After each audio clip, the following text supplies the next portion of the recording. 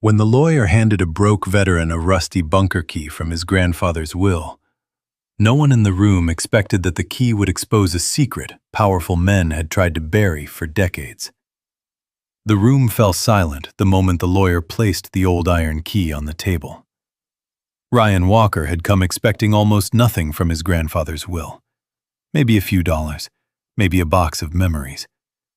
Instead, he was handed a strange key and a map leading deep into the mountains. Beside him, his loyal German shepherd Atlas quietly watched, as if sensing that something important had just begun.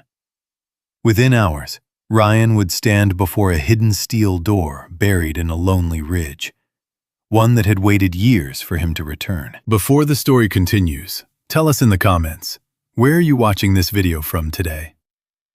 The lawyer's office smelled faintly of polished wood and old paper, the kind of place where time seemed to move slower than anywhere else in the world. Ryan Walker sat stiffly in the leather chair across from the wide oak desk, his hands resting on his knees, his eyes wandering across the quiet room as if searching for something familiar. There was nothing familiar about it. The walls were lined with dark wooden shelves filled with thick legal books. A tall window looked out over the quiet downtown street where a few cars passed by beneath the pale afternoon sky. The silence in the room felt heavy, like the air before a storm. At Ryan's feet, Atlas lay calmly on the carpet. The German shepherd's ears twitched at every sound, alert but controlled, his amber eyes scanning the room with quiet intelligence. Atlas had been trained to stay close, to watch, to wait. Years earlier, in a dusty military compound overseas, Ryan had learned that a loyal dog could sometimes see danger before a human ever could. Ryan reached down and absent-mindedly brushed a hand across the dog's thick fur. Atlas responded with the slightest thump of his tail against the carpet. Across the desk sat Margaret Doyle, the attorney handling his grandfather's estate.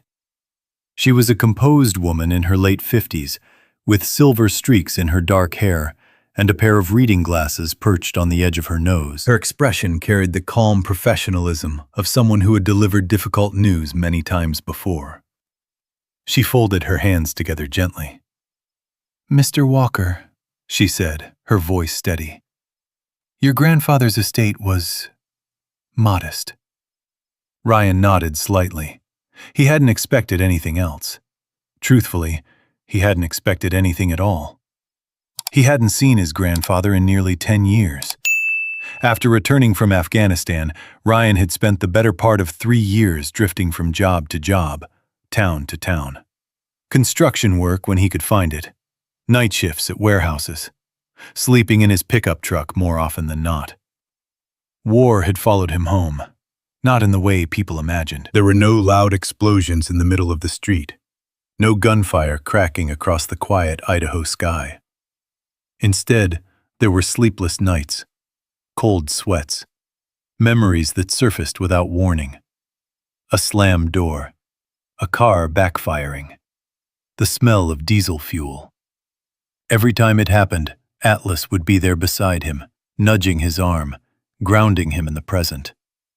The dog had saved him more times than anyone knew. Margaret opened a thin folder and glanced down at the paperwork. "After settling debts and taxes," she said, "your grandfather left behind $1,300 in liquid assets." Ryan gave a small shrug. "That's about what I expected." Margaret studied him for a moment before nodding slowly. "There is one other item." She reached into a drawer and pulled out a large manila envelope sealed with a strip of yellowed tape. Inside, something metallic shifted with a dull clink as she placed it carefully on the desk. Ryan leaned forward slightly. Atlas lifted his head. Margaret slid the envelope toward him. "Your grandfather left specific instructions," she said. "This was to be given directly to you." Ryan opened the envelope slowly. Inside was a heavy iron key, dark with age. It looked old, much older than anything he expected to see in a lawyer's office. There was also a folded sheet of thick paper. Ryan unfolded it carefully. It wasn't a document. It was a map, hand-drawn. The lines were rough but precise, marking a narrow road winding into the mountains. A red circle marked a location near a ridge deep in the Sawtooth Mountains. Ryan frowned slightly. "What is this?" Margaret adjusted her glasses. 5 acres of land your grandfather owned near Silver Creek, she said. It's remote, mostly forest and rock. According to county records, there are no structures on the property. Ryan turned the key over in his hand. The metal was cold, heavy. Atlas suddenly stood up. The dog stepped closer, sniffing the key carefully. Then, without warning, Atlas let out a low growl. Ryan blinked in surprise. "Easy," he murmured. But Atlas didn't relax. The dog's ears stood forward, his body tense as if something about the key made him uneasy. Ryan looked at Margaret. "Did my grandfather ever say what this opens?" Margaret shook her head slowly. "He only told me one thing." She paused. "He said you would understand when you found it." Ryan studied the map again. A narrow dirt road, a ridge, dense forest, no buildings. "Sounds like a whole lot of nothing," he muttered. Margaret didn't respond right away. Instead, she leaned back slightly in her chair and watched him with quiet curiosity. "Your grandfather was a careful man," she said after a moment. "He paid the property taxes on that land every single year." Ryan looked up. "Even when he was sick?" "Yes." Ryan frowned slightly. "That doesn't make much sense." Margaret nodded. "I thought the same thing." Atlas gave another quiet growl. Ryan rested his hand on the dog's head again, calming him. "Hey," he said softly. "What's wrong with you?" Atlas slowly lowered himself back down beside the chair, but his eyes remained fixed on the iron key in Ryan's hand. Ryan slipped the map back into the envelope. "Well," he said, standing up, "I guess I should go see what $1,300 and a rusty key will buy me in the middle of nowhere." Margaret stood as well. She walked around the desk and handed him a small set of documents transferring ownership of the land. "Your grandfather believed this property mattered," she said quietly. Ryan gave a faint smile. "He also used to believe I'd become a baseball player." Margaret didn't smile. Instead, she looked down briefly at Atlas. "That dog of yours," she said. "He seems protective." Ryan clipped the leash onto Atlas's collar. "He's the reason I'm still here," Ryan replied. Margaret nodded slowly. Ryan tucked the envelope under his arm and walked toward the door. Just as he reached the hallway, Margaret called after him. "Mr. Walker." Ryan turned. She hesitated for a second. "If you do go up there," she said, "I'd advise you to be careful." Ryan raised an eyebrow. "Why?" Margaret folded her arms lightly. "Because your grandfather wasn't the type of man who held on to useless land." Ryan considered that for a moment. Then he nodded. "Good to know." Outside, the afternoon air was cool and clean. Ryan opened the passenger door of his old pickup truck, and Atlas jumped in with practiced ease. Ryan sat behind the wheel and looked again at the map. 5 acres of wilderness, 1 old key, a place no one seemed to care about. Atlas leaned forward from the passenger seat and nudged Ryan's arm gently. Ryan looked over. The dog's ears were still forward, still alert, still watching. Ryan let out a slow breath. "All right, partner," he said quietly. "Let's go see what my grandfather left behind."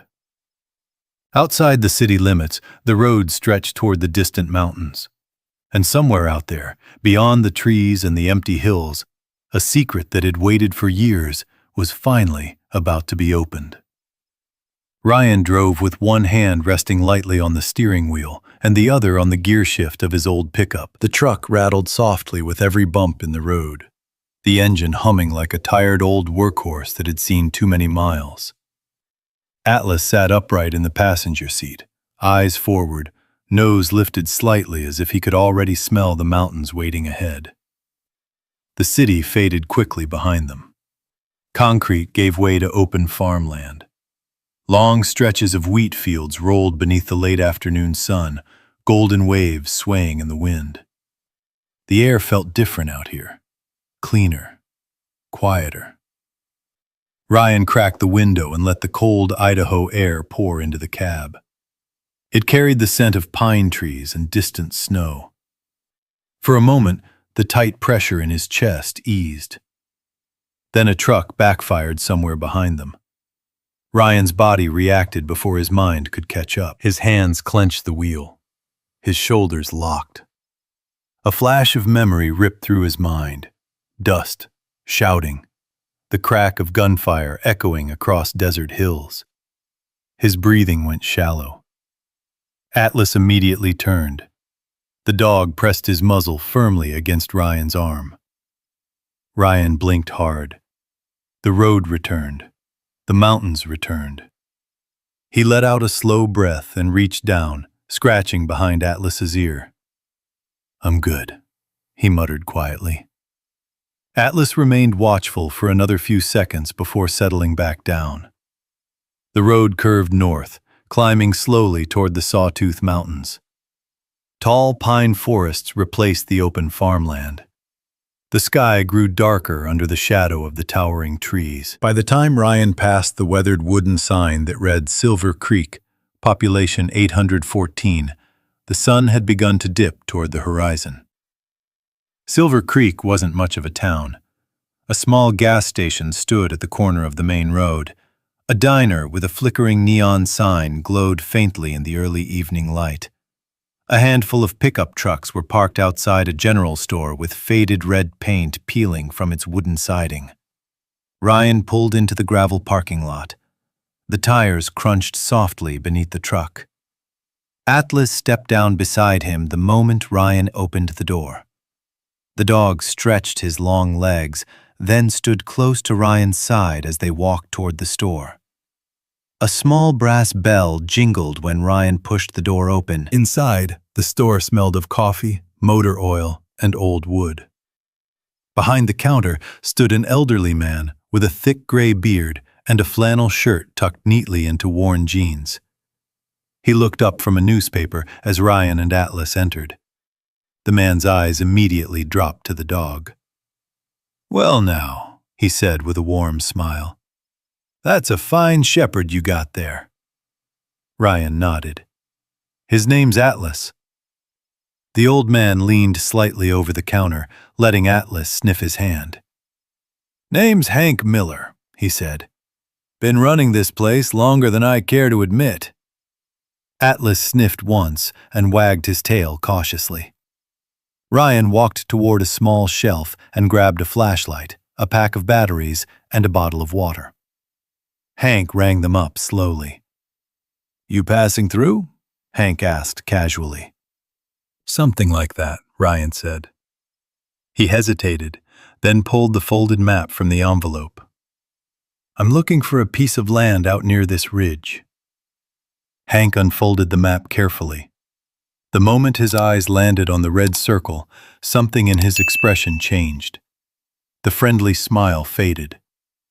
"Well, I'll be," he murmured. Ryan noticed immediately. "You know the place?" Hank took off his glasses and rubbed the bridge of his nose. "That land belonged to your grandfather," he said quietly. Ryan stiffened slightly. "You knew him?" Hank nodded slowly.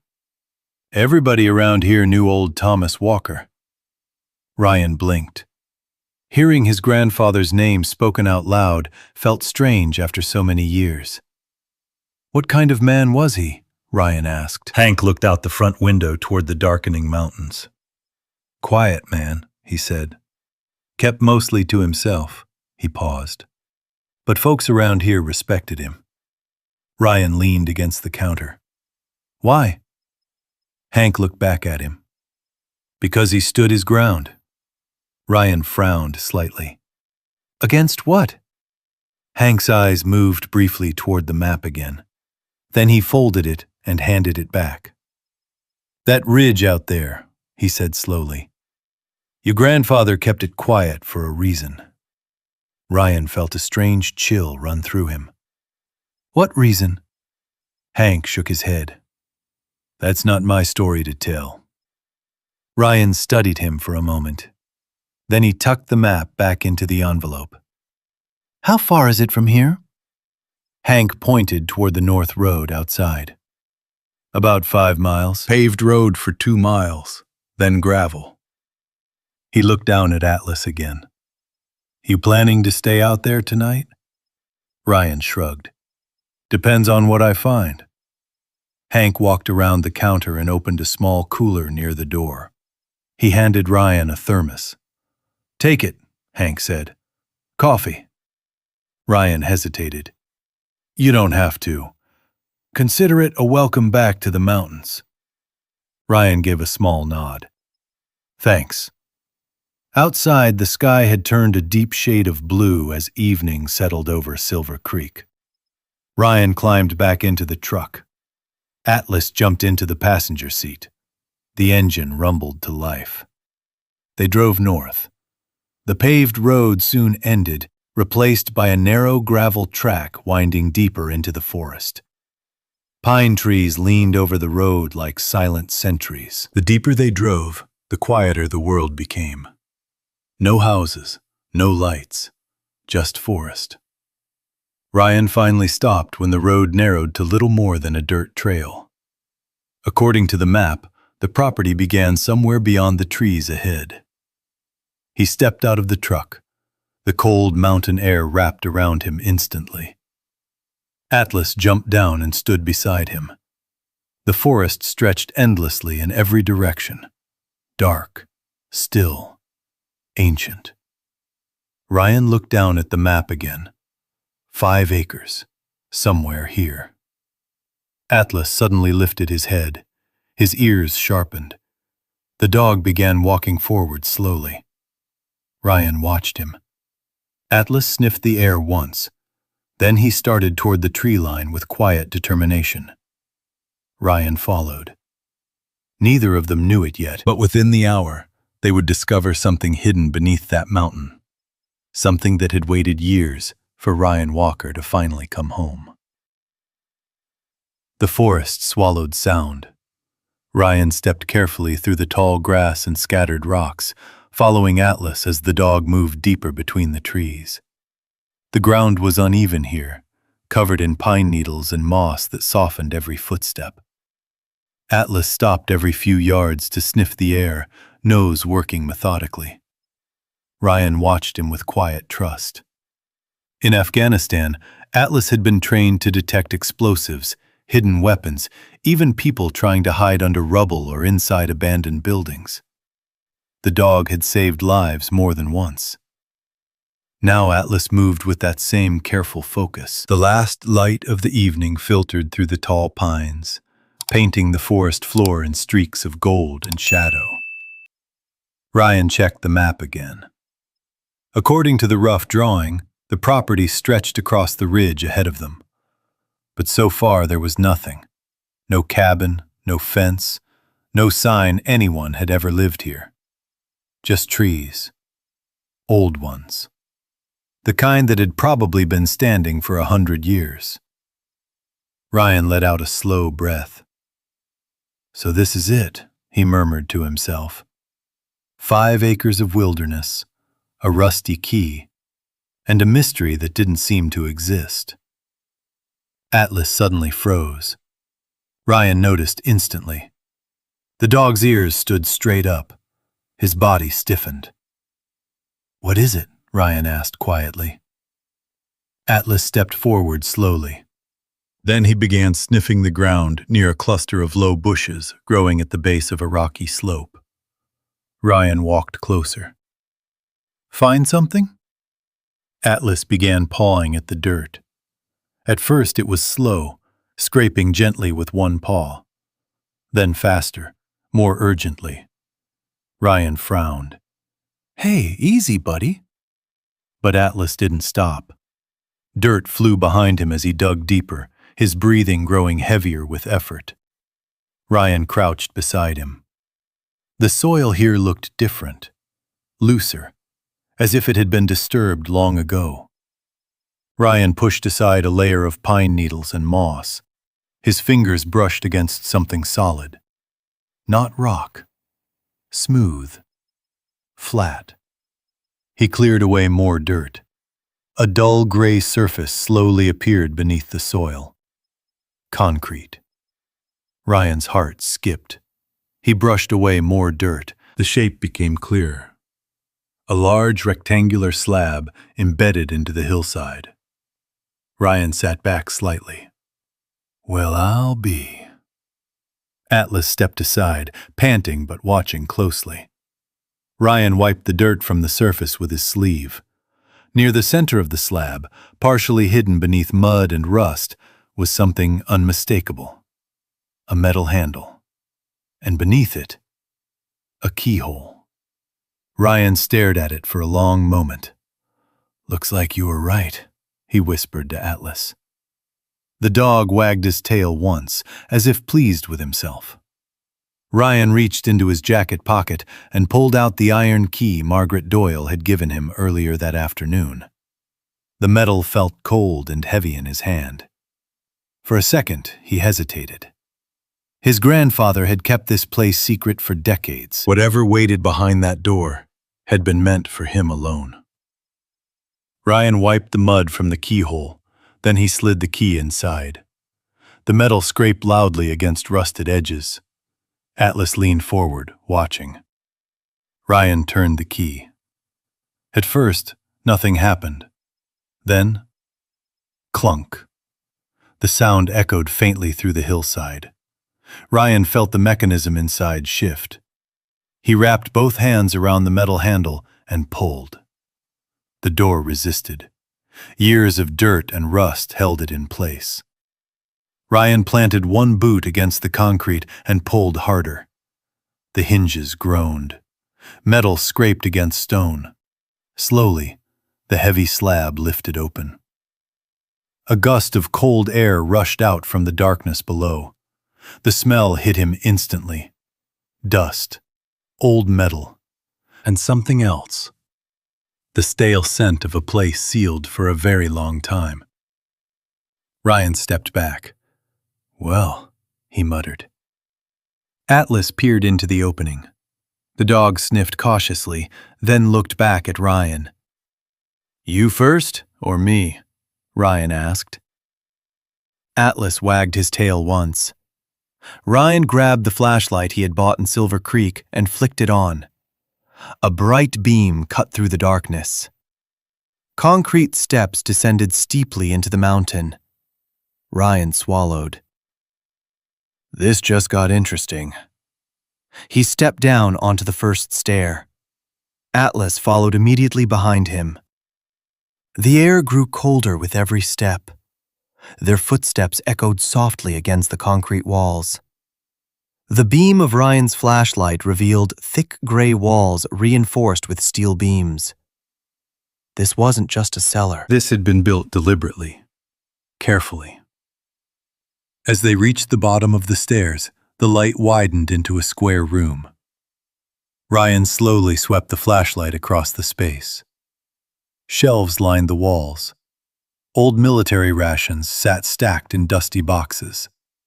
Metal water containers. A radio unit mounted to one wall. A small generator sat in the corner. Ryan felt a strange chill crawl up his spine. This place, his voice echoed softly, is a bunker. Atlas walked slowly through the room, sniffing everything carefully. Ryan stepped further inside. The bunker looked untouched, like someone had prepared it long ago, and then simply walked away. His flashlight passed over a narrow cot against the far wall. A folded wool blanket rested neatly on top. Beside it stood a small wooden table and a chair. Ryan's chest tightened slightly. The room felt eerily familiar. Not because he had been here before, but because it reminded him too much of places he had tried to forget. Military bunkers, forward operating bases, underground shelters where soldiers waited for the next attack. For a moment, the memories surged. Sand, gunfire, smoke. Ryan closed his eyes briefly. Atlas nudged his hand. Ryan looked down. The dog's eyes were calm, steady. Ryan exhaled slowly. "I'm all right." Atlas remained beside him. Ryan turned the flashlight toward the cot again. Something sat underneath it. A wooden box. Ryan knelt and pulled it out carefully. Dust coated the surface. The lid creaked when he opened it. Inside were a few personal items. A worn flannel shirt, a small pocket knife, and a photograph. Ryan picked up the photo. It showed a young boy sitting on an older man's shoulders. Both of them were laughing. The boy was maybe 6 years old. Ryan stared at the picture. "That's me," he whispered. Atlas tilted his head slightly. Ryan turned the photograph over. Written on the back in faded ink were a few simple words. "For Ryan, when the time is right." Ryan swallowed hard. Beneath the photograph lay a single envelope. The paper had yellowed with age. Ryan slowly opened it. Inside was a letter. The handwriting was steady but old-fashioned. Ryan sat down on the cot. Atlas rested at his feet. Ryan unfolded the letter and began to read. What he was about to learn would change everything he thought he knew about the man who raised him. The bunker was silent, except for the faint hum of wind moving somewhere deep in the mountain. Ryan sat on the narrow cot with the letter in his hands. The beam of his flashlight rested against the concrete wall, throwing long shadows across the room. Atlas lay at his feet, watching him with steady, patient eyes. Ryan unfolded the letter slowly. The paper crackled faintly.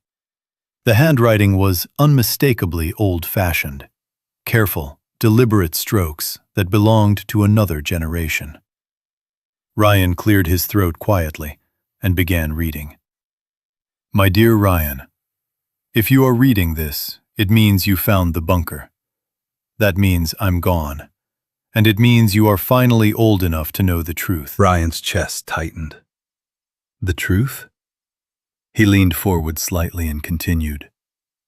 I imagine you must have many questions about me. About why I disappeared from your life the way I did.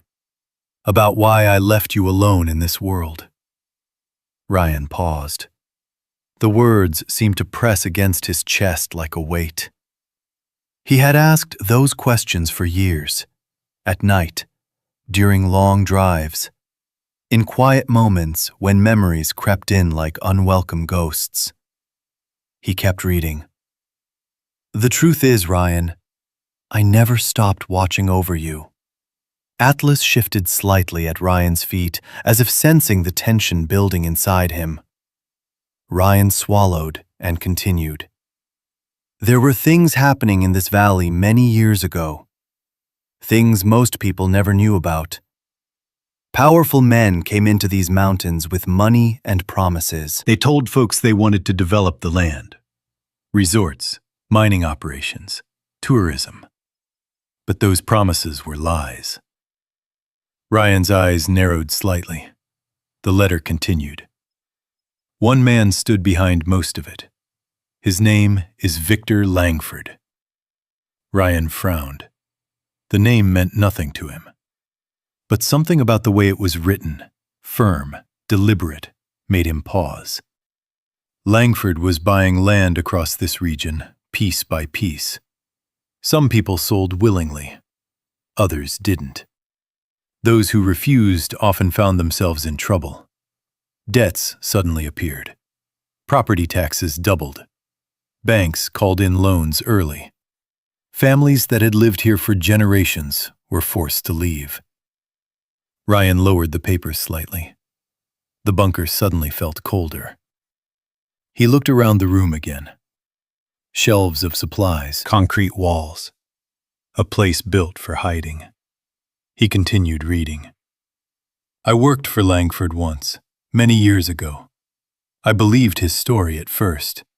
I believed he was bringing opportunity to these mountains. But over time I began to see the truth. The land wasn't his real goal. Ryan leaned forward, heart beating faster. There is something buried beneath these mountains, Ryan. Something extremely valuable. Langford discovered it years ago. Rare minerals deep under the ridge you are standing on now. Minerals worth millions. Ryan's eyes slowly lifted from the page. He looked at the concrete walls around him again. This bunker, this land. Suddenly none of it felt random anymore. Ryan returned to the letter. When I discovered what Langford was doing, I refused to help him any longer. That was when things became dangerous. Ryan's fingers tightened around the paper. Langford didn't like being told no. He threatened me. At first it was subtle. Phone calls late at night. Strangers asking questions around town. Then the pressure grew worse. Ryan's breathing slowed. He felt Atlas's head rest gently against his knee. Ryan placed a hand on the dog's neck without looking down. The letter continued. By the time you were 10 years old, Ryan, Langford had already bought most of the valley. My land was one of the last pieces he needed to control the entire ridge. Ryan stared at the words. One of the last pieces.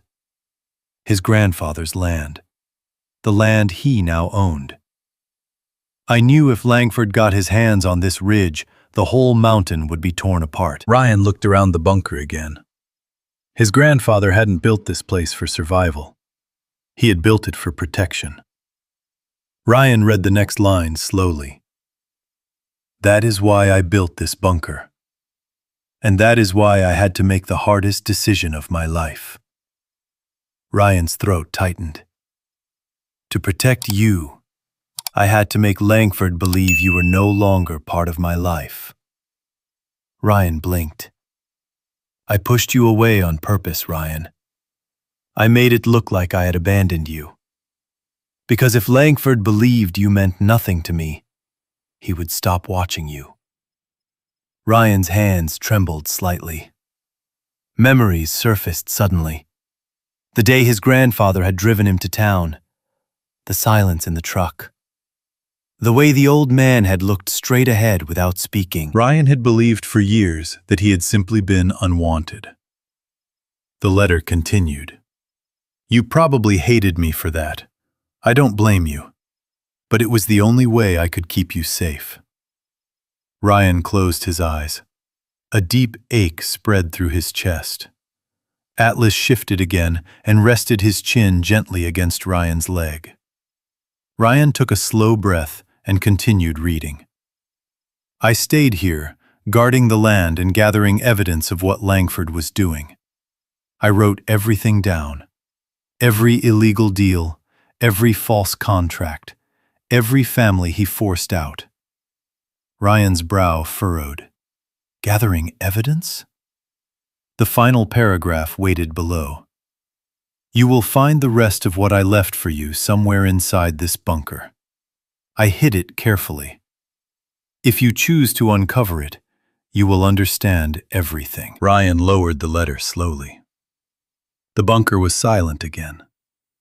Dust floated lazily through the beam of his flashlight. Atlas looked up at him. Ryan exhaled slowly. For all these years, he murmured quietly. He had believed his grandfather had simply walked away, but the man had been fighting a battle the entire time, and he had done it alone. Ryan folded the letter carefully. His eyes drifted across the bunker again. The supplies, the shelves, the equipment. Somewhere in this room, his grandfather had hidden something important enough to risk his life protecting. Atlas suddenly stood up. His ears pricked forward again. The dog walked toward the center of the bunker floor. He sniffed the concrete carefully. Ryan watched him. "What is it, Atlas?" The dog circled once. Then he scratched at the floor. Ryan slowly stood. He walked over beside Atlas and aimed the flashlight downward. At first it looked like ordinary concrete, but when Ryan knelt and brushed away the dust, he noticed something strange. A faint seam. A perfect square outline carved into the floor. Ryan ran his fingers along the edge. "This wasn't poured with the rest of the floor," he murmured. Atlas wagged his tail once, as if confirming the discovery. Ryan wedged the blade of the old pocket knife from the box into the narrow crack. He pushed. The concrete panel shifted slightly. Ryan gripped the edge with both hands and lifted. The square slab rose slowly. Beneath it was a dark cavity. Inside rested a small steel lockbox. Ryan stared at it for a long moment. Whatever was inside that box had been hidden for years. Hidden for him.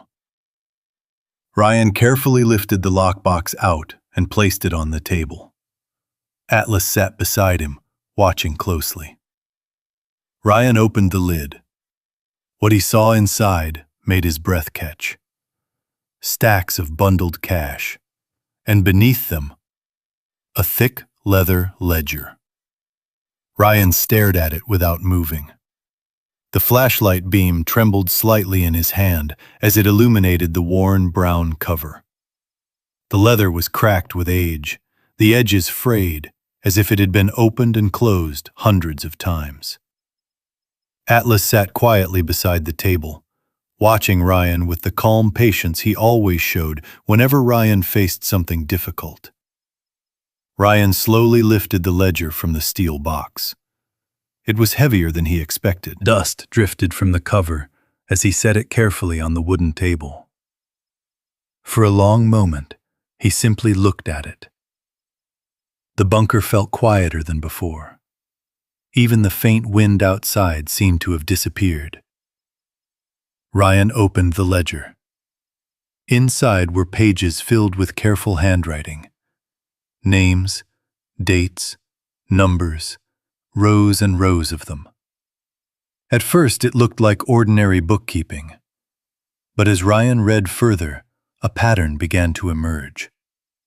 Large cash payments, land parcel numbers, contracts transferred between companies. Many of the names repeated over and over again.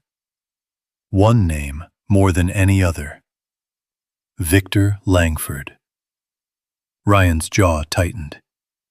The same name his grandfather had written in the letter. Atlas stood and walked slowly around the bunker, sniffing along the walls again, as if making sure they were still alone. Ryan flipped to another page. This one contained detailed notes beside each entry. Langford Development, parcel acquisition through Northern Holdings. Property seizure through unpaid tax liens. Pressure applied through bank foreclosure. Ryan felt a cold realization settle over him. These weren't business transactions. They were records of land being taken. Family farms, ranches, small properties scattered across the valley. One by one, piece by piece. Ryan turned another page. Several names had small notes beside them. Refused to sell. Bankruptcy filed 3 months later. Land transferred to Langford Development. Ryan leaned back slowly. His grandfather hadn't just suspected something illegal. He had been documenting it. Atlas returned and sat beside Ryan again. Ryan rubbed the back of his neck, trying to process what he was seeing. This wasn't just about land, he murmured quietly. His grandfather had spent years writing this down, carefully, patiently, as if he knew someone would one day need proof. Ryan flipped toward the back of the ledger. The handwriting became more urgent there, less neat, more hurried. One page held a short paragraph written across the center in darker ink. If you are reading this, Ryan, it means I never had the chance to finish what I started. Ryan felt his chest tighten. Langford grew more dangerous over the years. Once he realized I was gathering information, the pressure increased. He began sending men into town asking questions about me. Ryan remembered Hank Miller's uneasy expression earlier that evening. The letter continued across the page. I could not go to the police without evidence strong enough to stop him. Langford has influence in this county. Too many officials depend on his money. Ryan closed his eyes briefly. He had seen corruption like that before. War zones, reconstruction contracts, powerful men pulling strings behind the scenes. The pattern was familiar.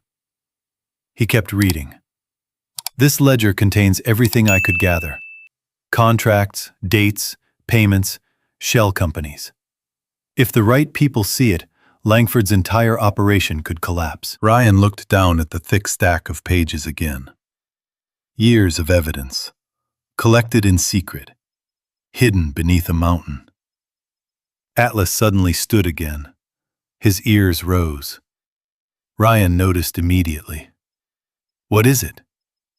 The dog walked toward the bunker stairs and stared upward into the darkness. Ryan listened. At first there was nothing. Then, a faint sound.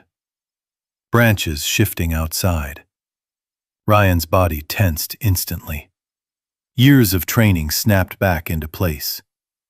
He stood quietly and switched off the flashlight. The bunker fell into darkness. Ryan waited.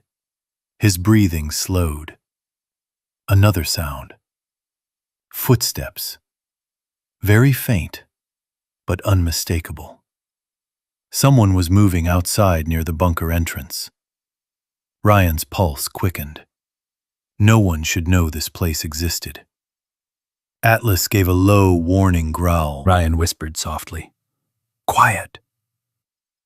The footsteps stopped. The forest outside fell silent again. Ryan waited several seconds.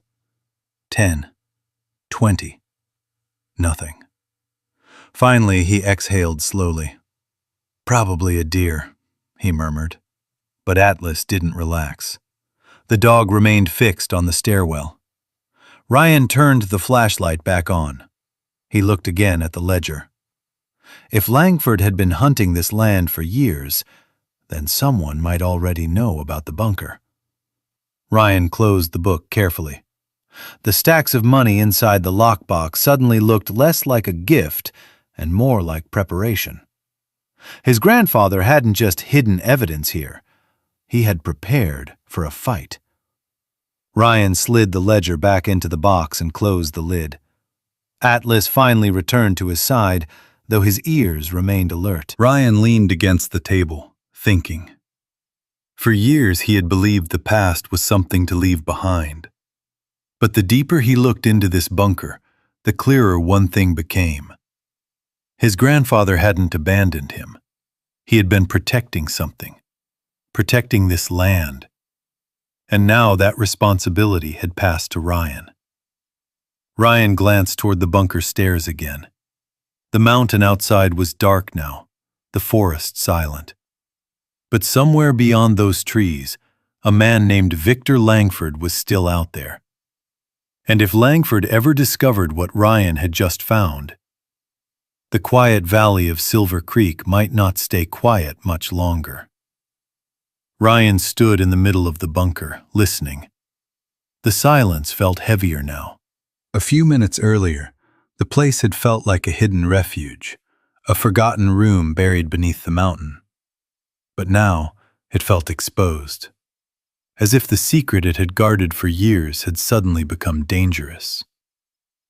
Atlas remained near the bottom of the stairwell, his body angled toward the entrance. The dog's ears twitched with every faint sound that filtered down from the forest above. Ryan glanced toward the stairs again. Nothing. Just darkness and the faint outline of the concrete steps. Still, something in his gut told him this place had changed the moment he opened that ledger. He returned to the table. The steel lockbox sat where he had left it, the thick ledger resting on top. Ryan pulled the chair closer and sat down again. "All right," he murmured quietly. Atlas came over and settled beside him, placing one paw against Ryan's boot, as if reminding him he wasn't alone. Ryan opened the ledger again. The pages were filled with tight handwriting. The ink faded, but still clear enough to read under the beam of the flashlight. This time, Ryan began reading more carefully. The entries weren't random. They followed a pattern.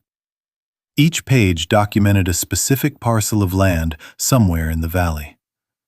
Next to each entry were the names of the families who had owned those properties. Ryan recognized several family names. Not personally, but from the roadside mailboxes he had passed on the drive into town. Miller, Dawson, Granger.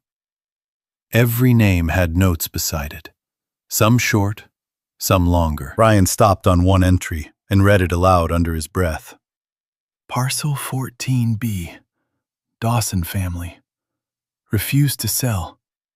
Bank foreclosure filed 3 months later. He flipped the page. Another entry. Parcel 16C, Granger Ranch. Pressure through mineral rights claim. Property transferred after court dispute. Ryan leaned back slowly. This wasn't just business corruption. It was a method. Langford had been squeezing landowners out of the valley one by one. He turned another page. At the bottom of the paper was a rough map drawn in his grandfather's handwriting. Ryan leaned closer.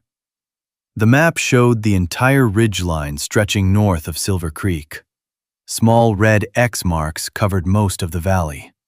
Nearly every parcel had been marked. Except one. Ryan's land. The ridge where the bunker sat. Ryan tapped the page lightly. "So that's it," he murmured. Atlas looked up at him. "This is the last piece." Ryan's grandfather had written a note beside the ridge. "Last holdout. Without this parcel, Langford cannot complete the claim." Ryan frowned. Claim? He flipped forward through the ledger again.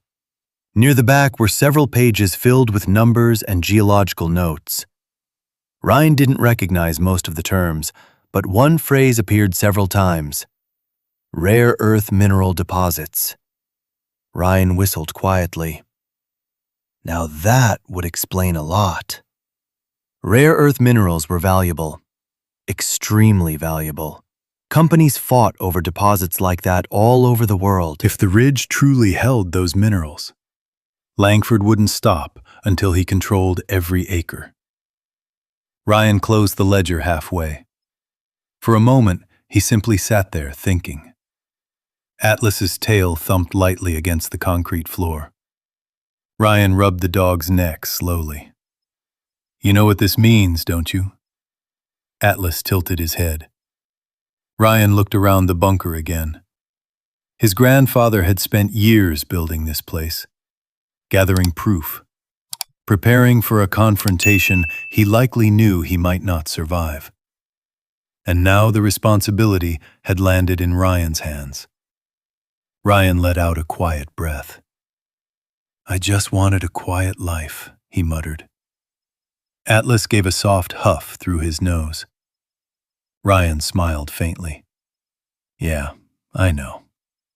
The smile faded quickly because another realization had just settled into his mind. Langford didn't know about the ledger. Not yet.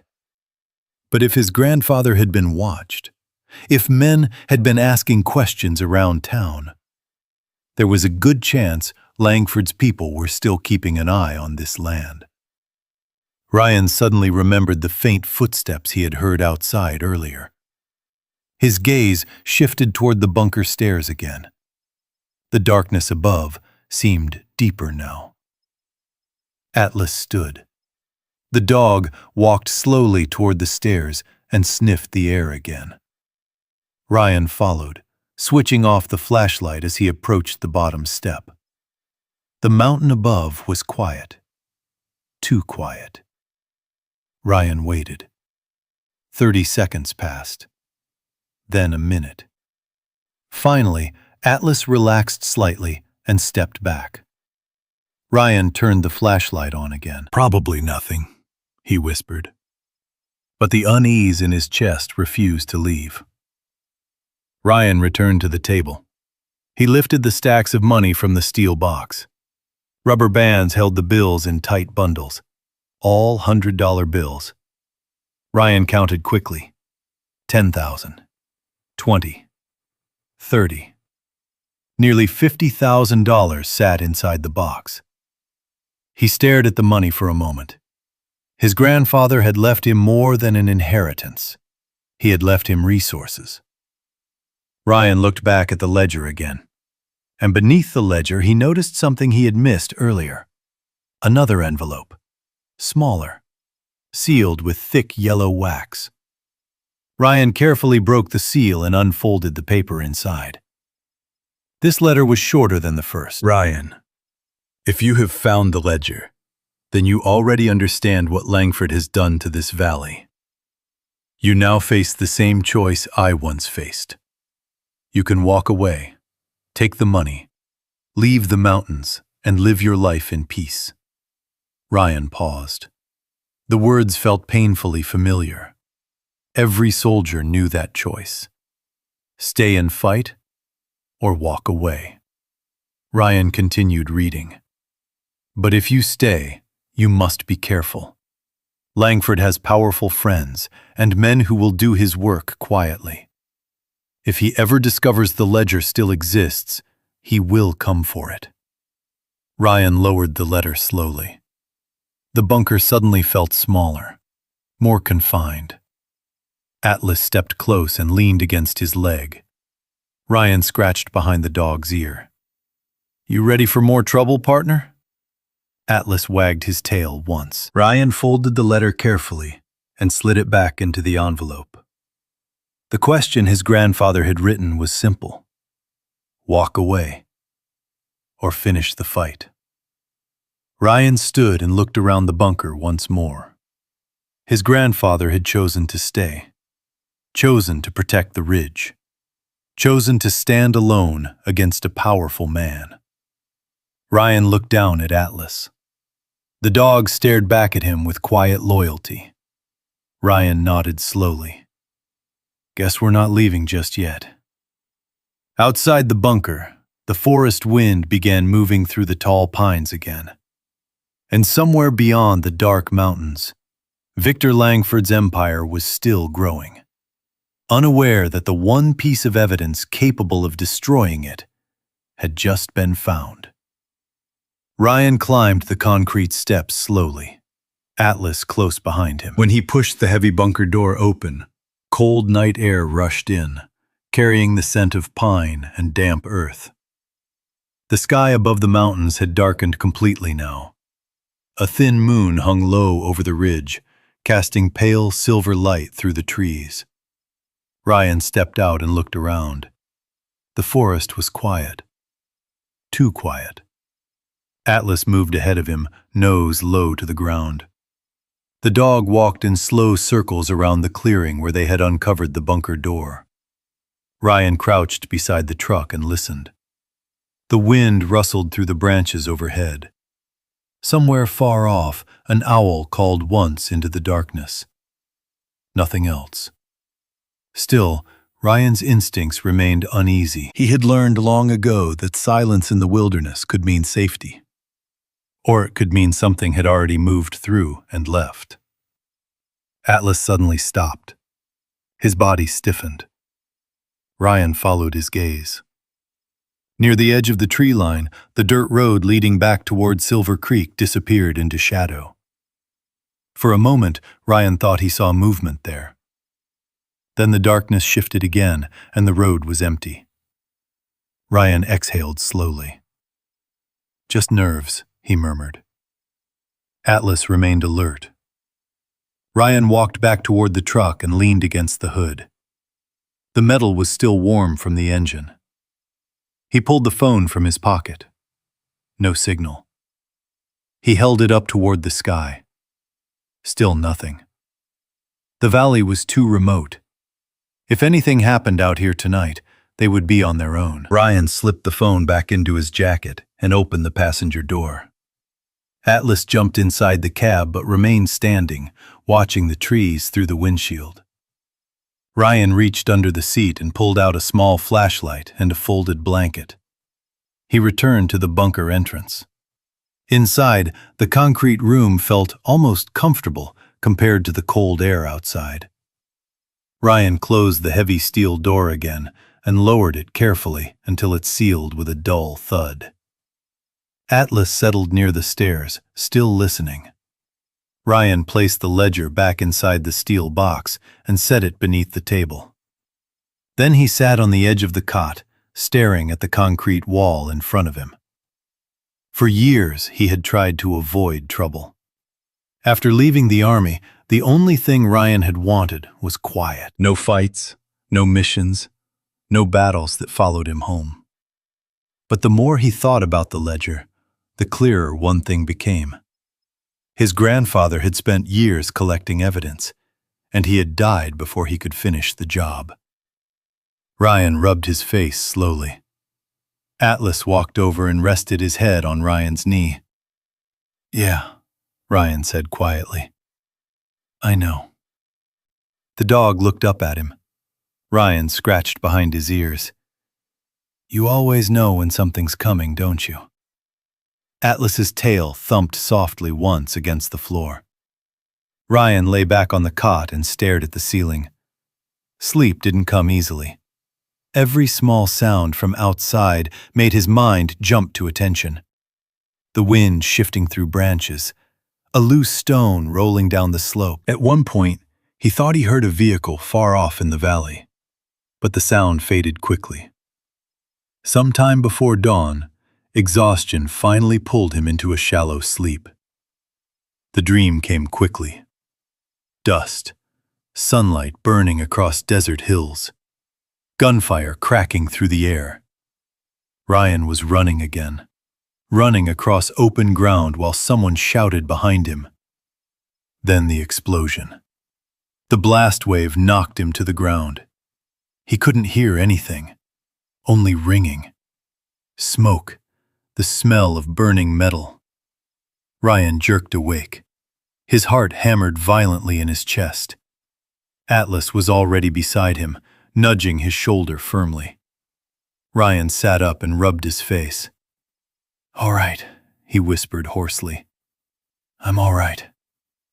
Morning light filtered faintly down the bunker stairs. Atlas wagged his tail gently once Ryan's breathing slowed again. Ryan stood and stretched the stiffness from his shoulders. "Let's see what the world looks like today." They stepped outside together. The forest looked completely different in the early morning sun. Mist hung low between the trees, glowing softly in the pale light. Birds called from high branches overhead.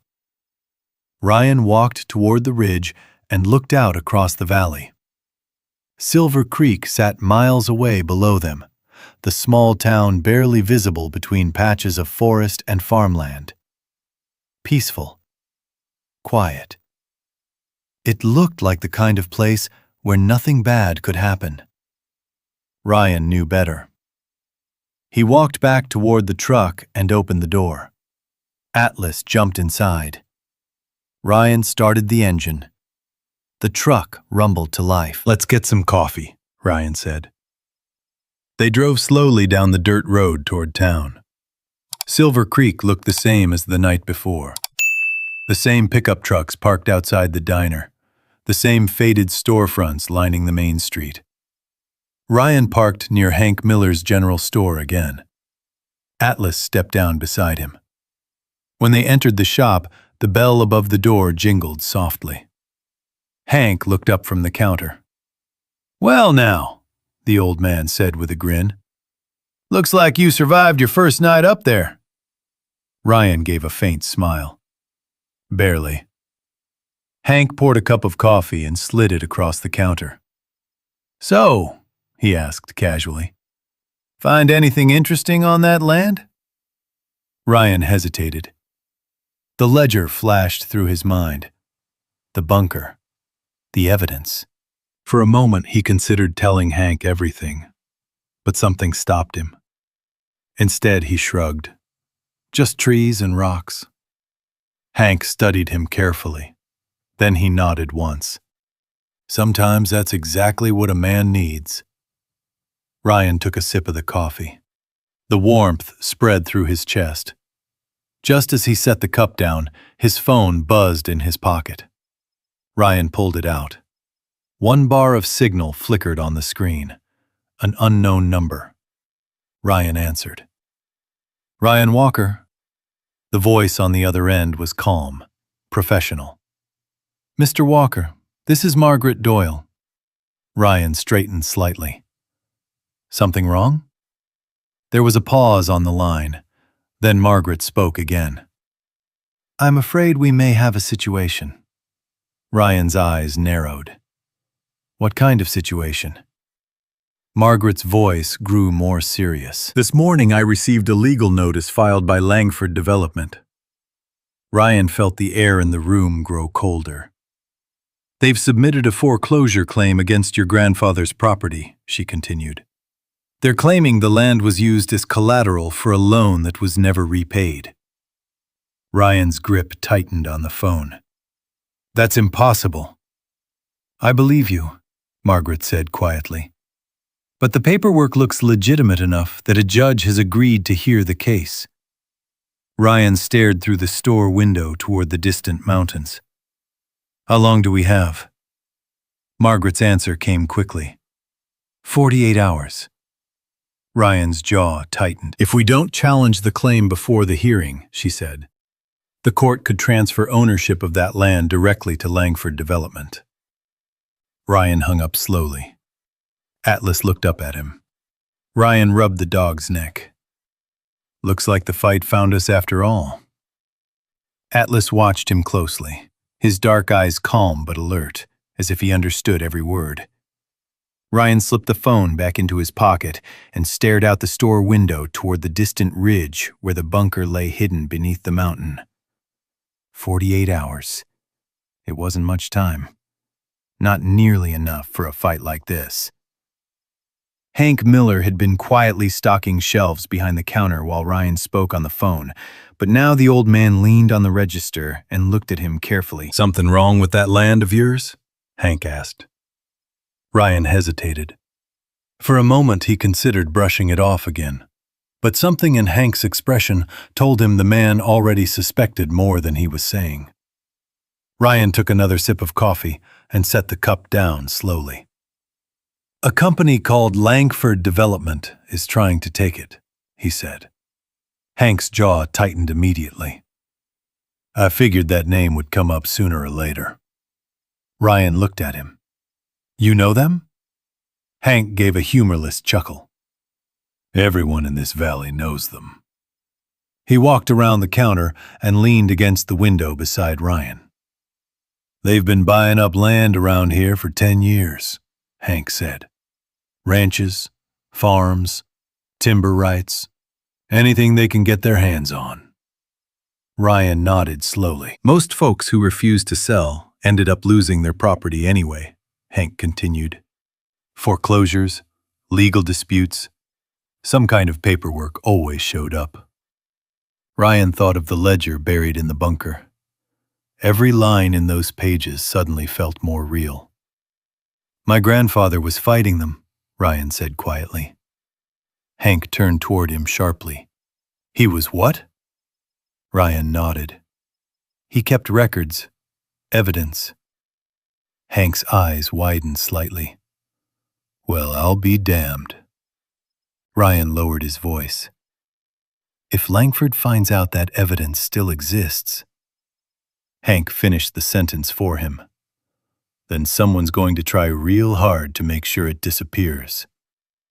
Ryan nodded once. Silence settled between them for a moment.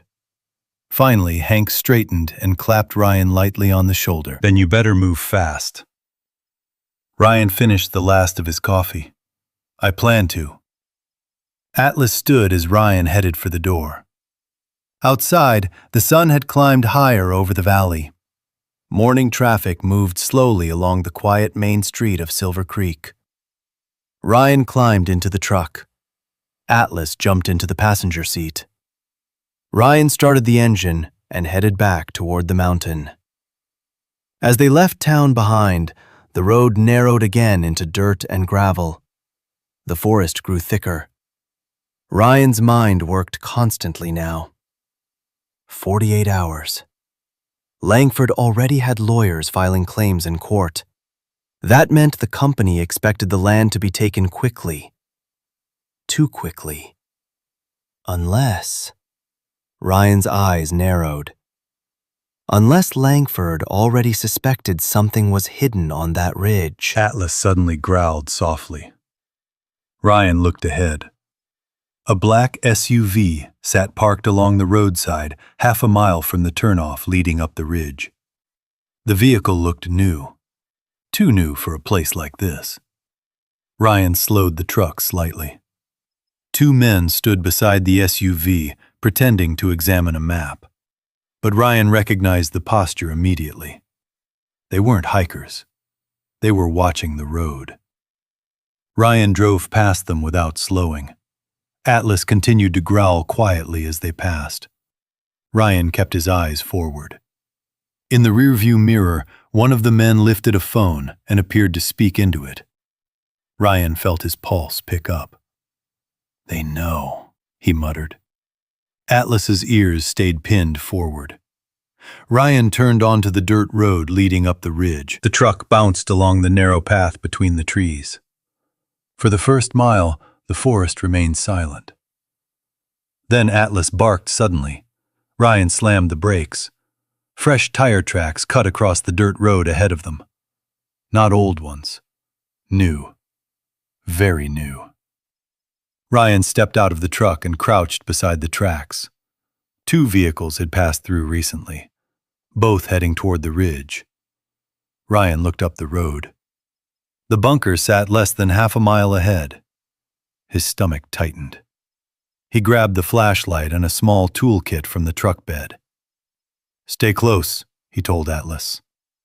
They moved quietly up the road.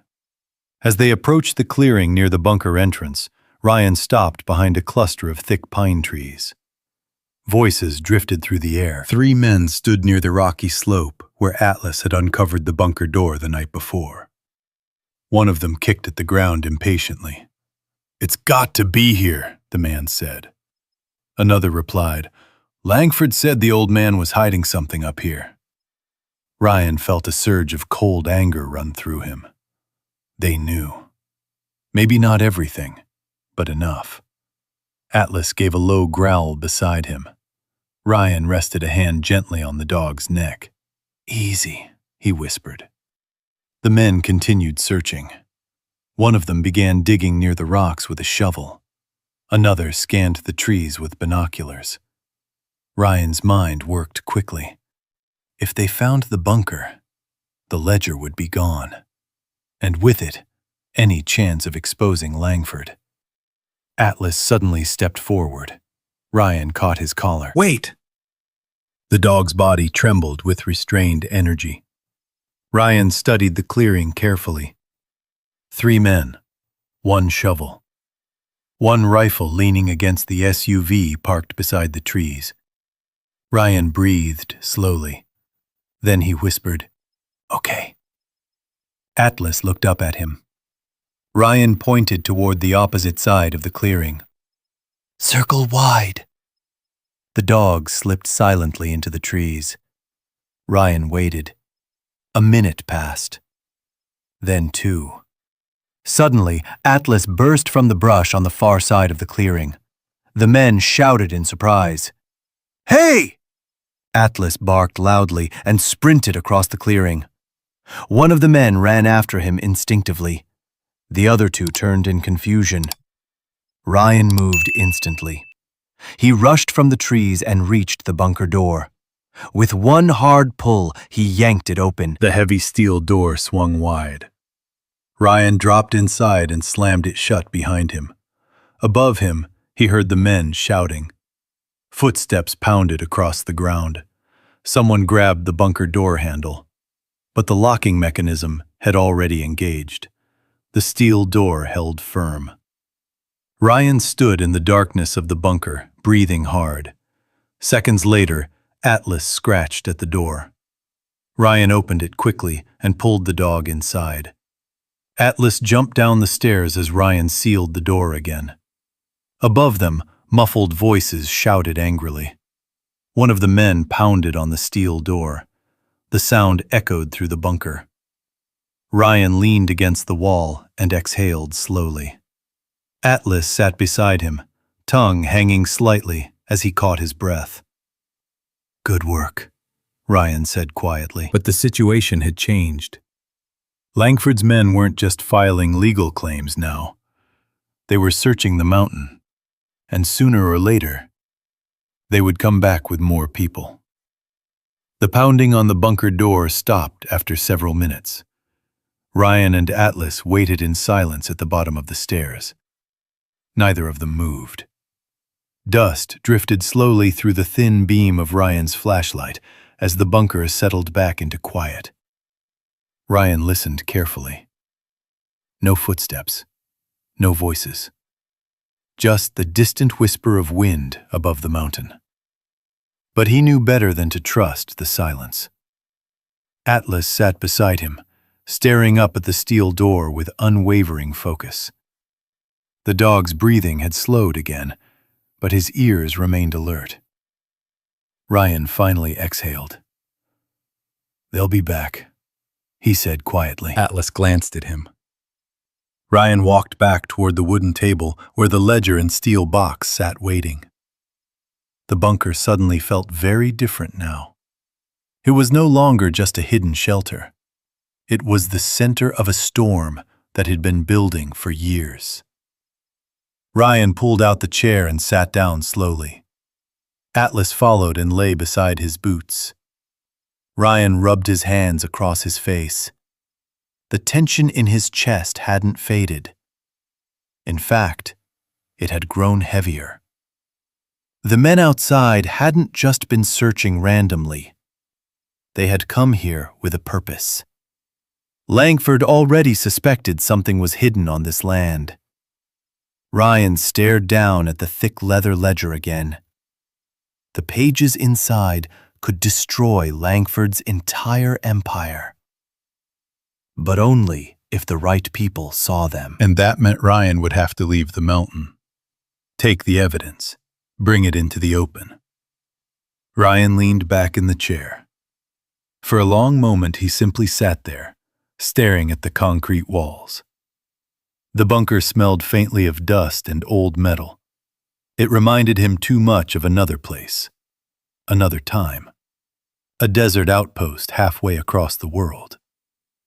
The memory crept in slowly. The heat, the endless wind across sand.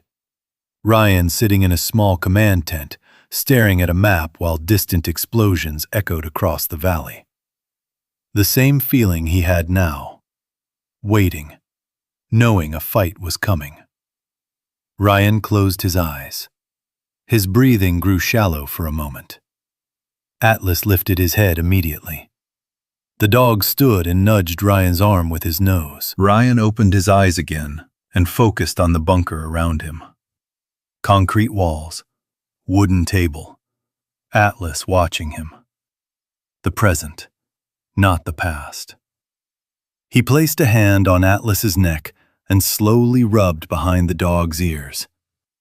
"Easy," he murmured. Atlas relaxed slightly. Ryan stood and walked toward the metal shelves along the wall. His grandfather had stocked the bunker carefully. Food supplies, water containers, batteries, medical kits. Ryan opened one of the drawers and found a small first aid kit. Another drawer held a military-style radio unit, old but well-maintained. Ryan checked the battery pack. Still working. He set the radio aside and continued searching. Inside another cabinet, he found several folders filled with documents, property maps, mining survey reports, government permit applications. Ryan flipped through them slowly. Everything pointed to the same conclusion. The ridge held something valuable, something Langford was desperate to control. Ryan returned to the table. The ledger waited where he had left it. He placed his hand on the cover. His grandfather had given him a choice: walk away or finish the fight. Ryan looked down at Atlas again. The dog had settled beside the chair, but still watched him closely.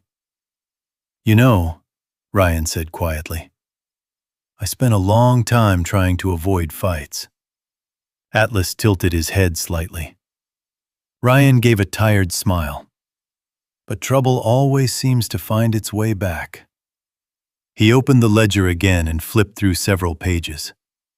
Every entry represented someone who had lost their land, families forced out of the valley, ranches swallowed by Langford's company.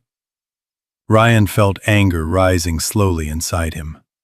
Not the sudden, explosive anger he remembered from combat. This was colder, heavier, more controlled. The kind of anger that didn't fade quickly. Atlas rested his chin on Ryan's knee. Ryan closed the ledger again. "I could take the money," he said quietly. He glanced toward the steel box beneath the table. $50,000. Enough to start somewhere else. Enough to leave the valley behind. No court battles, no dangerous men searching the mountain. Just a quiet road leading somewhere far away. Ryan imagined it for a moment, driving south, finding work on a ranch somewhere. A small cabin. Peace. But the image faded quickly because the ledger was still here. And the men outside already knew something was hidden on this land. Even if Ryan left tonight, Langford would still take the ridge. The valley would still lose another piece of itself. Ryan exhaled slowly. He reached down and scratched Atlas behind the ears. "What do you think, partner?" Atlas thumped his tail once against the floor. Ryan nodded. "Yeah." He stood up. The decision had settled into place inside him now. Calm. Clear. He gathered the ledger, the sealed letter, and several of the document folders from the cabinet. Then he placed them carefully inside a canvas bag he found hanging on the wall. Atlas stood and watched him pack. Ryan zipped the bag closed. "If Langford wants this land," Ryan said quietly, "he's going to have to answer for everything he did to get it." Atlas wagged his tail again. Ryan walked to the bunker stairs. He stopped halfway up and listened again. Silence above. The forest had gone completely still again. Ryan looked down at Atlas. "Let's move." Atlas climbed the stairs beside him. Ryan unlocked the heavy steel door slowly and pushed it open just a few inches. Cold mountain air slipped inside. Ryan scanned the clearing carefully. The SUV was gone. The men had left. But deep tire tracks cut across the dirt where they had parked earlier. Ryan stepped outside. The forest stretched quietly around them once more. Sunlight filtered through tall pines. Birds moved through the branches overhead. To anyone passing through, the mountain looked peaceful, untouched. Ryan closed the bunker door and covered the entrance again with loose dirt and brush. Atlas waited beside the truck. Ryan climbed into the driver's seat and placed the canvas bag carefully on the floor. He started the engine. The truck rolled slowly down the dirt road toward Silver Creek again. Ryan kept his eyes on the narrow path ahead. Langford had made his first move. Now it was Ryan's turn. The truck rolled slowly down the winding dirt road that led from the ridge toward the valley. Pine trees crowded close to the road on both sides, their tall shadows stretching across the path like silent sentries. Atlas sat upright in the passenger seat, watching the forest slide past the window. Ryan kept both hands steady on the steering wheel. His mind was already several steps ahead. 48 hours.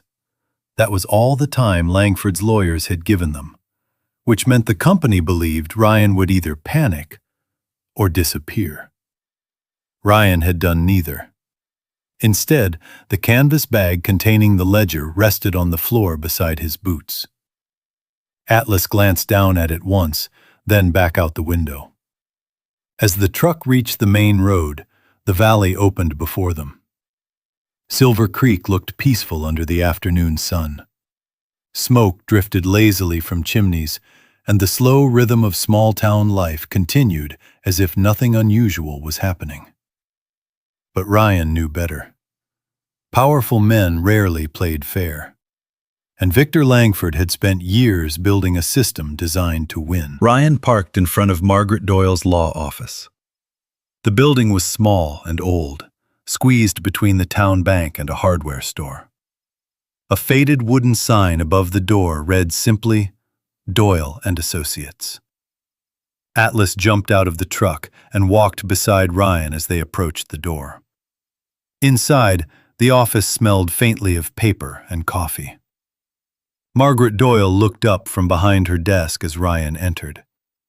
Her expression shifted immediately when she saw the canvas bag over his shoulder. "You found something," she said. Ryan nodded once. More than something.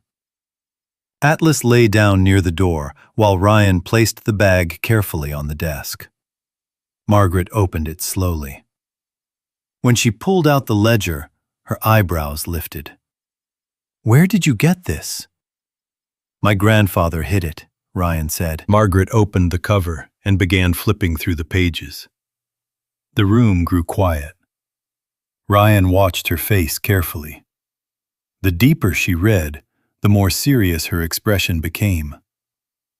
Finally, she looked up. "This," she said softly, "is enormous." Ryan folded his arms. "That bad?" Margaret shook her head slowly. "No, worse." She turned the ledger toward him and tapped several entries. "These aren't just business records. These are illegal property transfers, fraudulent foreclosures, bribery payments." Ryan nodded. "Exactly." Margaret flipped another page. "If this is authentic," she said, "it could dismantle Langford Development entirely." Ryan leaned forward slightly. "That's the plan." Margaret closed the ledger. Her eyes met Ryan's. "You realize what happens next, don't you?" Ryan didn't hesitate. "They fight." Margaret nodded. "And they fight hard." She glanced toward the courthouse building visible through the office window across the street. "The hearing starts tomorrow morning." Ryan took a slow breath. Margaret continued. "Langford's lawyers will try to take the property through foreclosure. If they succeed, everything on that ridge becomes theirs." Ryan tapped the ledger. "Unless we stop them." Margaret's expression hardened. "We will." The next morning, the courthouse in Silver Creek was more crowded than usual. Word had spread quickly. farmers, ranchers, shop owners. Many of them had lost land to Langford development over the past decade. Now they filled the wooden benches quietly, waiting. Ryan sat beside Margaret at the defense table.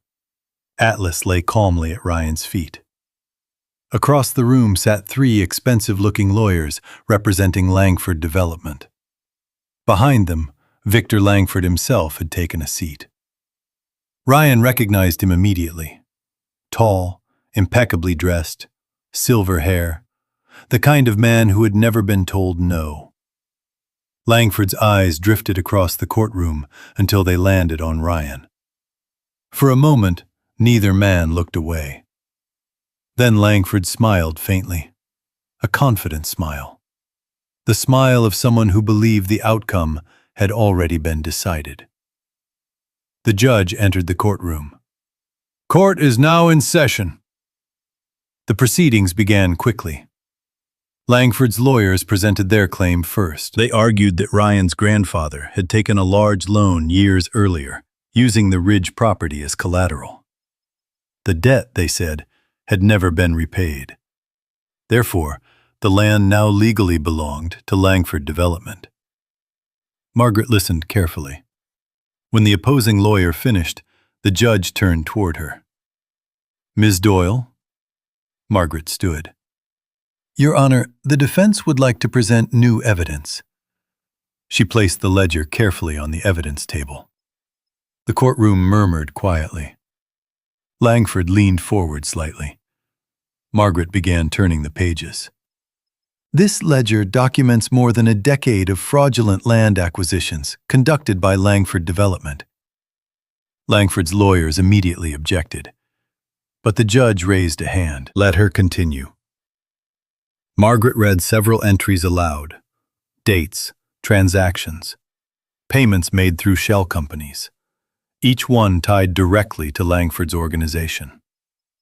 The courtroom grew increasingly quiet. Langford's confident expression faded slightly. Margaret continued. "These records show a pattern of coercion and illegal financial pressure applied to landowners throughout this valley." She closed the ledger firmly. "And they show that the foreclosure claim against Mr. Walker's property is part of that same pattern." The judge studied the documents carefully. Then he looked toward Langford's table. "Mr. Langford, do you wish to respond?" Langford stood slowly. His voice was calm. "These accusations are baseless." But before he could continue, the courtroom doors opened. 2 state investigators stepped inside. One of them approached the judge and handed him a document. The judge read it silently. Then he looked up again. "Victor Langford," he said, "you are now under investigation for multiple counts of fraud, bribery, and unlawful land acquisition." Gasps spread through the room. Langford's face went pale. Ryan watched silently. For the first time since the trial began, the powerful man looked uncertain. The investigators stepped forward. Langford's lawyers began speaking rapidly, but the damage had already been done. Years of corruption were collapsing in a single moment. Ryan felt Atlas shift slightly beside his boots. The dog looked up at him calmly. Ryan reached down and rested his hand gently on the dog's head. The fight his grandfather had started years ago had finally reached its turning point. And this time, Langford had nowhere left to hide. The courtroom slowly emptied after the hearing ended. Reporters had begun gathering outside the courthouse steps, their cameras pointed toward the front doors as word spread quickly through Silver Creek. Inside, the atmosphere had shifted completely. The confidence that had filled Langford's table earlier that morning had vanished. Victor Langford was escorted quietly through a side exit by investigators, while his lawyers spoke urgently into their phones. Ryan watched the scene unfold from the hallway outside the courtroom. Atlas sat calmly beside him, his tail resting across the polished wooden floor. Margaret Doyle stepped out of the courtroom, carrying the ledger carefully in both hands. "Well," she said, letting out a long breath. "That escalated quickly." Ryan gave a faint smile. "Didn't expect state investigators to show up that fast." Margaret nodded. "I contacted them last night after reviewing the ledger. Once they saw the evidence, they moved faster than I expected." She handed the ledger back to Ryan. "This will be needed during the full investigation, but for now, the foreclosure claim is frozen." Ryan slipped the book carefully back into the canvas bag. "So the land is safe?" "For the moment," Margaret replied. "Langford's company will spend the next few months fighting criminal charges instead of buying property." Ryan nodded slowly. That was enough, for now. Outside, the afternoon sun hung low above the mountains. A small crowd had gathered along the street as news spread that Langford's empire was finally under investigation. Hank Miller stood near the courthouse steps with several other residents of the valley. When Ryan walked outside with Atlas, Hank gave him a firm handshake. "Your grandfather would be proud," the old man said quietly. Ryan looked toward the distant ridge rising above the valley. "I hope so." Later that evening, Ryan and Atlas returned to the mountain. The drive up the dirt road felt different now. The tension that had hung over the ridge during the past 2 days had begun to fade. Sunlight filtered through the tall pines as they climbed higher along the slope. When the truck reached the clearing near the bunker, Ryan parked and stepped out. Atlas jumped down and ran a short circle through the grass before returning to his side. Ryan uncovered the bunker entrance again and opened the heavy steel door. The familiar scent of dust and cold concrete greeted them as they stepped inside. Ryan set the canvas bag on the table. Atlas walked slowly around the room, sniffing the corners as if confirming the place was still theirs. Ryan opened the bag and removed the ledger.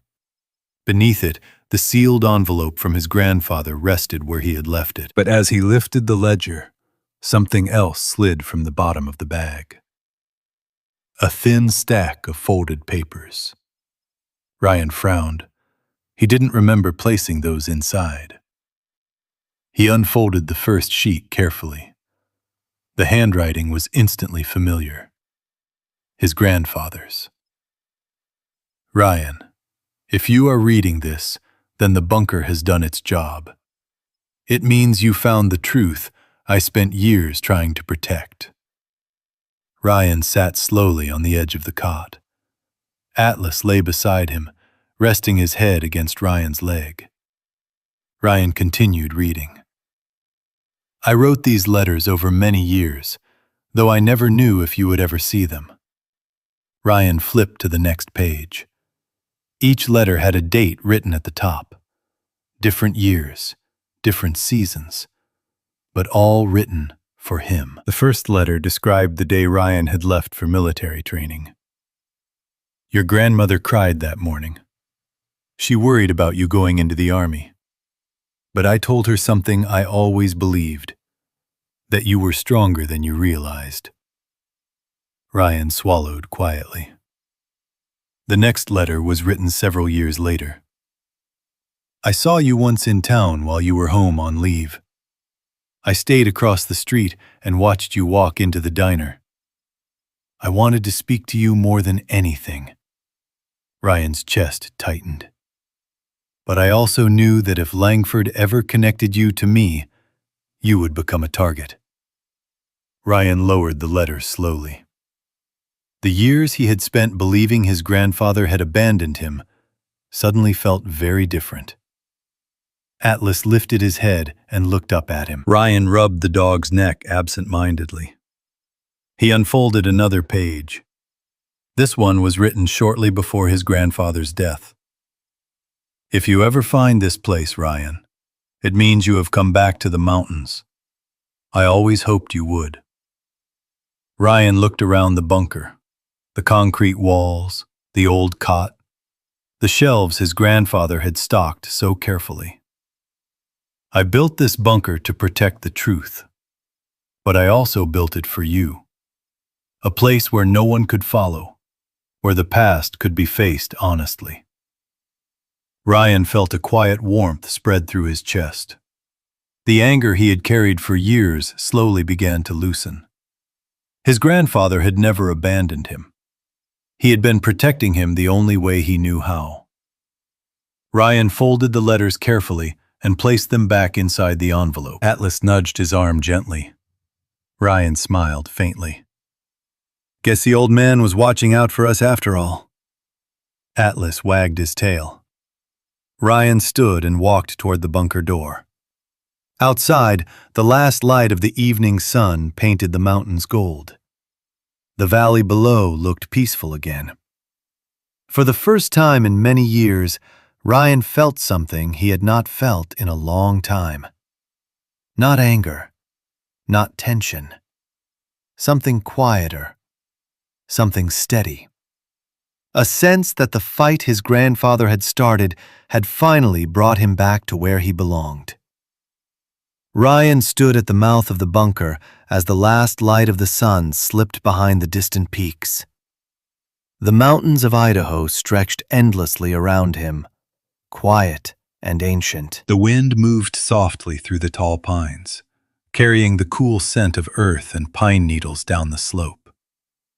Atlas stepped outside beside him and shook his thick coat. For a moment, neither of them moved. The valley below looked calm now, the scattered lights of Silver Creek beginning to glow faintly in the gathering evening.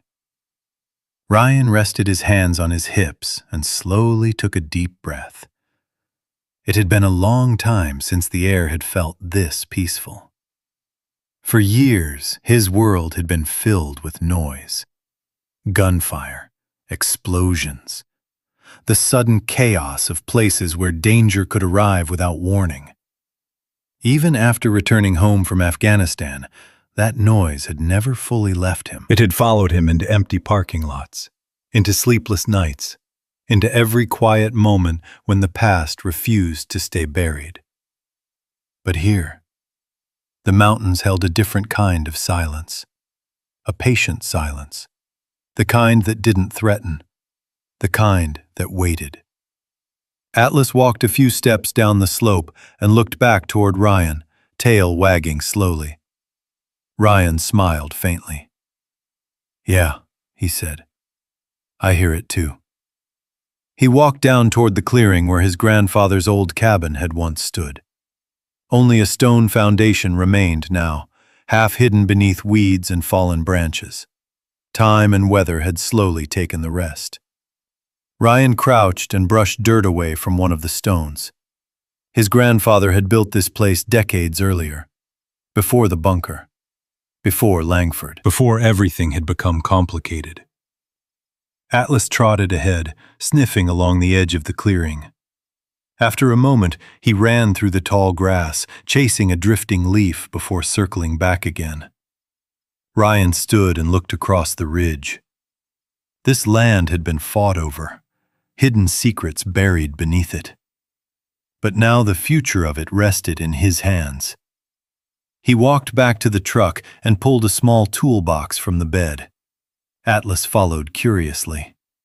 Ryan carried the box to the stone foundation and set it down. Inside were simple tools: a hammer, a measuring tape, a level. Nothing complicated, just the kind of tools used to build something that would last. Ryan looked down at the empty foundation again. The idea had come to him earlier that afternoon while driving back from town. Not a bunker, not a battlefield, a home. Something small, something quiet. A place where the past could stay behind the mountains. Atlas barked once, as if approving the plan. Ryan laughed softly. "You like that idea, huh?" The dog wagged his tail and sat proudly beside him.